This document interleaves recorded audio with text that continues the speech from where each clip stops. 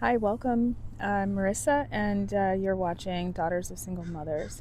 And so today we are talking about the topic of discussion for today is sobriety, right? Sobriety in your healing and recovery. Like, what does that look like when you are learning to, um, undo some of the mother traumas, some of the father traumas, some of your relational, romantic traumas, right? Sobriety and what that looks like. So, um, yeah, sobriety, is so vital to your success in your healing journey because when you are not sober, right, whether that be from alcohol, whether it be from gummies, for me, I loved gummies. And, yeah, you know, whether it be shopping, whatever the case may be, um, if you find yourself addicted to something, then you need sobriety from that. Right? So it could be sex, it could be the constant need for validation, it could be a lot of things. I don't have any food for you. Sorry, buddy. um, so, yeah, it could be anything. So the need for sobriety in your healing journey is so vital because if you are not sober, it will allow you to tolerate and to deal with things that you normally wouldn't deal with, right? It'll even allow you to dive into relationships that you know are not good for you. Been there, done that. When you're not sober, you will tolerate things. You will tolerate certain behaviors that you know from yourself and as well as other people that you know are not normal and that you know aren't good. And speaking from specifically to the mother-daughter dynamic and the mother-daughter relationship, it's so important that you maintain a level of sobriety. I'm not saying you have to, you know, um, completely go cold turkey, right? I know for some people that can be damaging, but you should really try to limit the amount of substance that you require or that you need. So, like, I'm not a heavy drinker. I maybe drink one glass of wine a year. And this is a true story. The last time I had a glass of wine was like, what are we in, 2026? So 2024. And in November of 2025, so last year, I went to a concert, and this concert, it was a family concert. So my mom went, and we went, and I decided that this night, I was going to have a glass of wine. Well, I had 2 glasses of wine, and let me tell you, I hadn't had a glass of wine in like a year, but let me tell you, that night or that morning, I had 2 nightmares. 2. And that for me was another breaking point of why I don't drink and why I shouldn't. And I'm not saying that I swore off wine, but what I'm saying is that I know that for my own journey and healing and growth, substance is a no-go for me because it does not allow me to think clearly. Nothing that you're dependent on allows you to think clearly. So, yeah, having a sober mind, I mean, the Bible talks about it. And I'll put that verse in the description. Sorry, my nose is running. But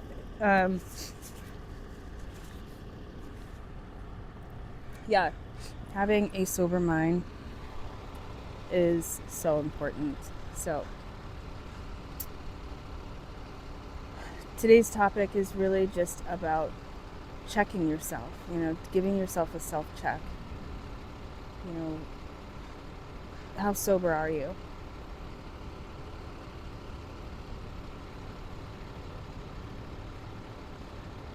Yeah. Are you allowing yourself, that's the question, actually. Are you giving yourself the space to go through what God wants you to go through in a sober state of mind, right?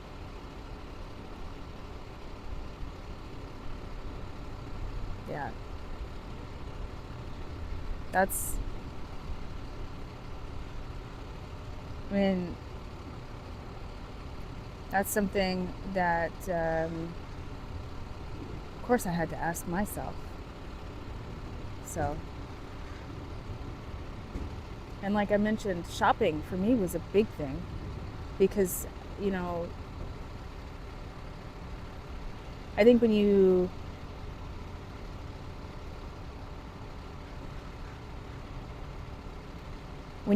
grow up like me, so I like I've mentioned before, single parent household, and there was, always there was a, I would say consistent, not a big lack, but there was a consistent lack of finances. Being a daughter of a single mother who was like doing it on her own with two girls, we were short on funds. And so for me, as I became an adult and was able to shop and buy the things that I wanted, right? Dressing myself up, not necessarily to look the part, but I covered it up by, like buying nice things because it made me feel better, right? So it hid a part of myself that I lacked when I was growing up. So, yeah. And I was addicted to shopping, buying clothes, beautiful clothes. And let me tell you, last summer, I gave away so much of the things that I felt bogged down to, and the clothing was part of that. A lot of my nice, I kept some nice stuff, right? But majority, I'd say 80% of my clothing, because I'd been lugging all of these clothes all these years because I've spent so much money on them, and I just had this desire and this deep need to hold on to these pieces of material. I gave them up. Sold some of them, but 80% of what I got rid of, I gave away. And I'm not saying that to brag, but what I'm saying, the reason why I'm saying it is because it's important to let things go that are no longer serving you. And if your sobriety, whatever that may be, whether it's clothing, whether it's alcohol, whether it's weed, whether it's sex, whether it's that man that you love so dearly, but he's not good for you, let it go. It's not, you need a sober mind to heal. And if you are a daughter of a single mother, right, in order for you to break some of the enmeshment that I'm sure you have, that you may not know that you have, but you do have, right, it's important that you do have a sober mind. So start with communicating to yourself what you will be doing, planning it out, and then making those necessary steps to do it. That's what I had to do. It's what I'm still doing. So, short video today, but I just want to say that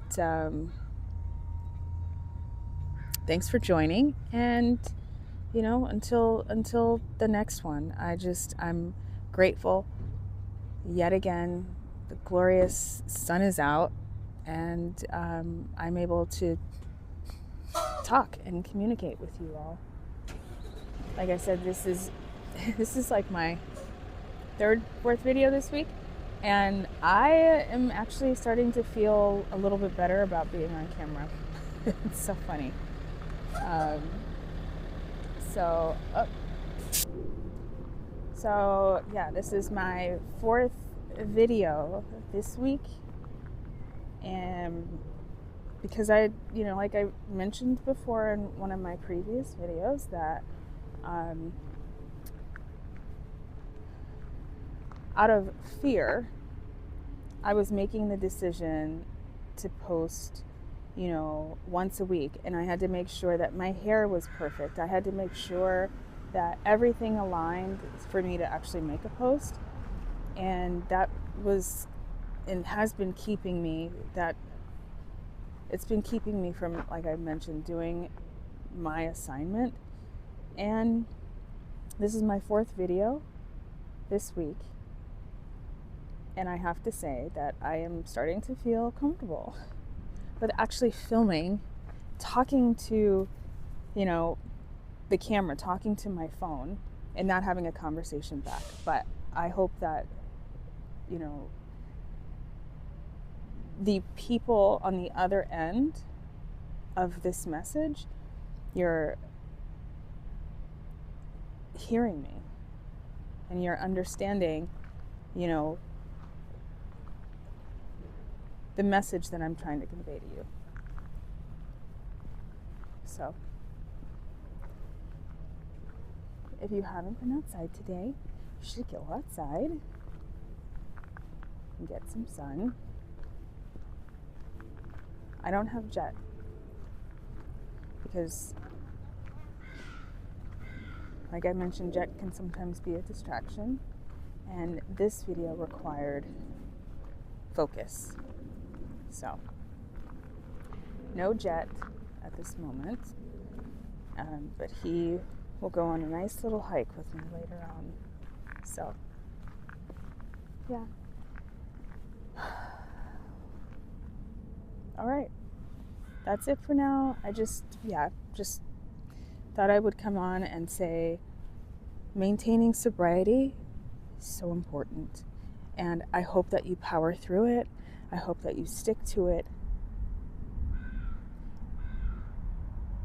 and I hope that God gives you the discernment when you are in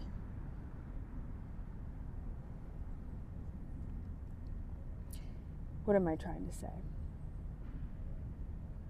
When you've maintained a level of sobriety, your eyes open in ways that are hindered when you're under some sort of substance. So my hope is that in maintaining your sobriety, your eyes are opened to new ideas, new levels, new spiritual attacks. So, that's what happened with me. And it's a continuous thing.